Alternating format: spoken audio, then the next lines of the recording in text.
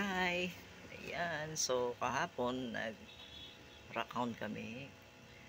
Yun nga lang, sa sobrang excited ko po, hindi ko nadala yung cellphone ko, kaya hindi ako nakapag-video. Ay, naku, dala ko po yung kabitan ng cellphone, yung stabilizer at saka mic. Pero yung cellphone hindi. So, ayan, uh, ipiplex ko lang po yung aking mga nakuha. Ayan po, tulad po nito, ito yung pinaka-paborito ko sa lahat. Kasi ako po ay fossil collector. Ito po ay isang fossilized palmwood. Napakaganda po ng shape. Ang ganda ng formation niya. Ayan. At ito po pong isa, palmwood pa rin. Kitang kita yung pagka coco lumber niya. Ayan.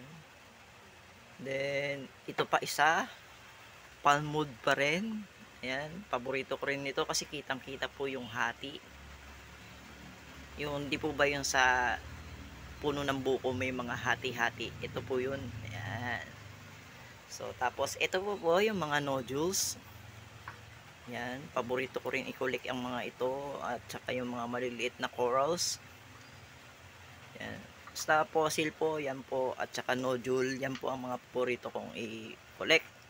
Then ito pong uulitik na nakuha ni Mrs. Dalawa po yung nakuha ni Mrs. na uulitik. I-close up natin, sana makuha yung pattern. Hindi masyadong kita. Pero ito, yan o, kitang kita yung ano niya. Malalaki yung bilog-bilog. Yan. Ito po mana dito sa ibabaw, hindi po ito for sale. Hindi ko po yan i-polish. Pang sarili ko po itong mga ito. Yan. Collector din po kasi ako eh. Yan. Tulad po nito, maliit na pet food, yung mga ganyan. Diyan po ako mahihilig mag-collect yung mga wrap. Ayaw ko ng mga polish.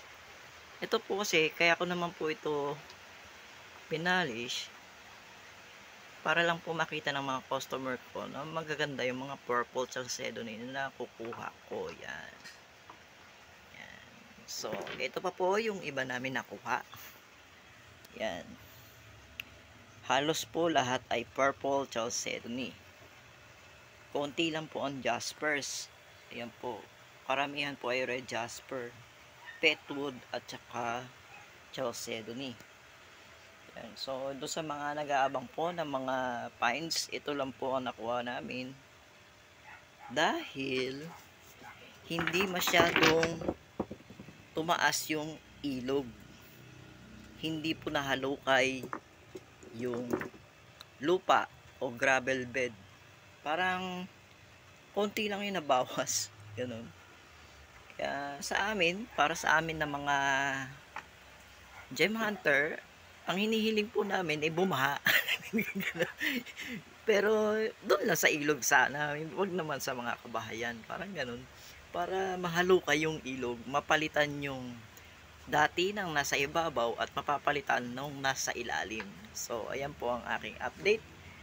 Ay nako, sayang, napakasaya po namin kahapon. Ayan, nagkandala dulas-dulas. Nagkadulas-dulas ano, ayan. So, salamat din po sa pagsama sa amin, Madam Jenichelle. Ayan po, ang aking bagong kaibigan na gemologist. Ayan, thank you po.